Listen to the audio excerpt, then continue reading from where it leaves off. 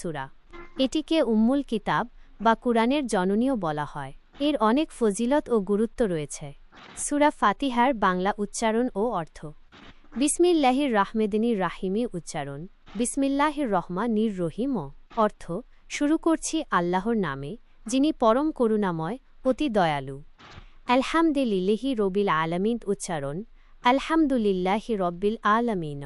অর্থ যাবতীয় প্রশংসা আল্লাহ তাআলার, যিনি সকল সৃষ্টি জগতের পালনকর্তা। আর রাহমানির রাহিমি উচ্চারণ আর রহমানির রাহিম। অর্থ যিনি নিতান্ত মেহেরবান ও দয়ালু। মালিকি ইয়াউমিদ্দিন উচ্চারণ মালিকি ইয়াউমিদ্দিন। অর্থ বিচার দিনের একমাত্র অধিপতি। ইয়াকা নাবুদু ওয়া ইয়াকা নাস্তাইন উচ্চারণ ইয়াকা নাবুদু ওয়া ইয়াকা নাস্তাইন। অর্থ আমরা একমাত্র তোমারই